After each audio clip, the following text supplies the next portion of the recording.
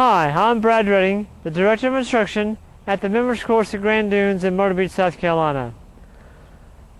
If you're one of those golfers that has a tough time squaring up the club face, getting it to close, to take away that left to right shot, and a high percentage of golfers are that way. They tend to hit more fades and slices. It's 75-80% of the population does that.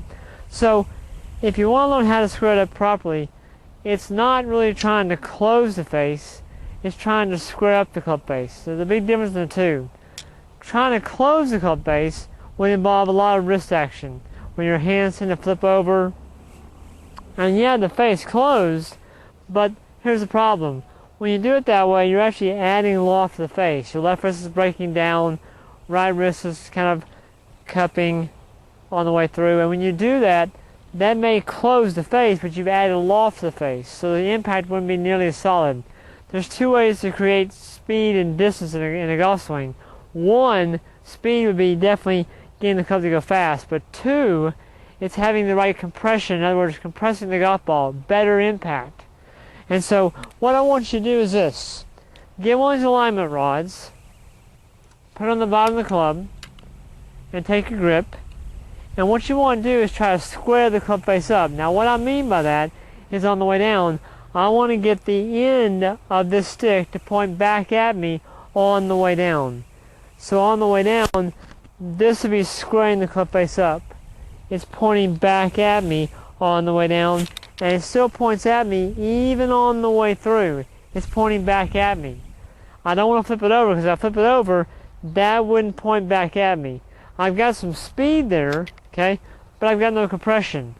Right? So what I want to do is make sure I square it up. So it's going to point at me on the way down. It points back at me on the way down. On the way through, it still points at me, so my body can actually keep turning on the way through.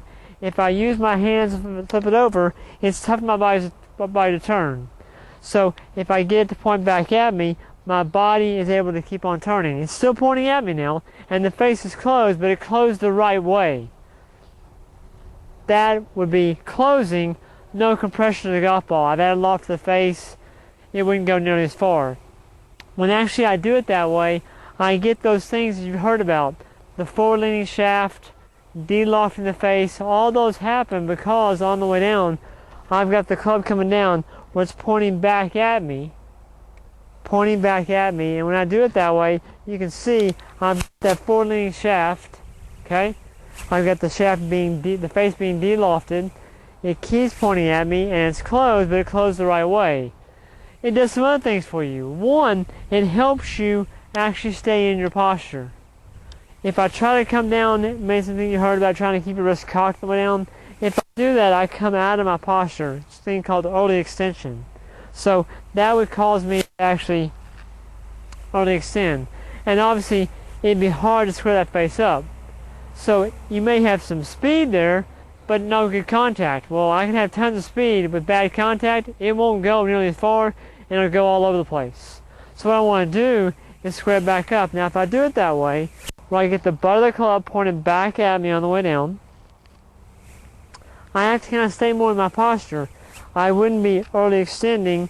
I could actually come down and stay in my posture on the way through, and even on the way through, stay in my posture on the way through.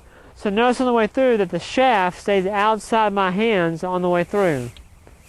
Well, that's going to be great compression.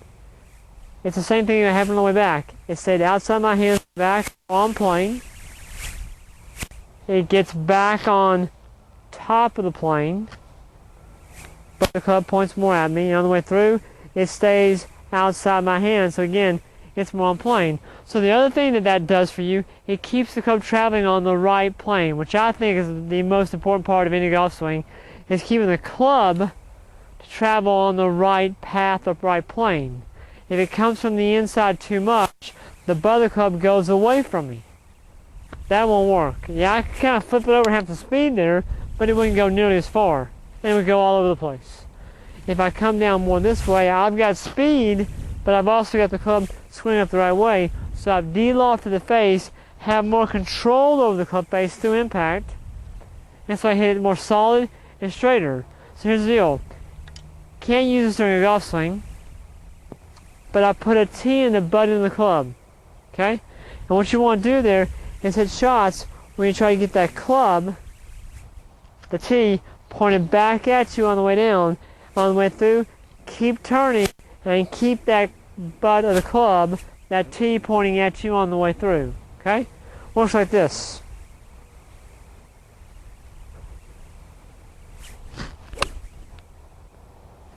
So if I do it that way, I'm going to have better contact, more control over my ball flight, still have that good speed, but that'll get your game to stay on plane.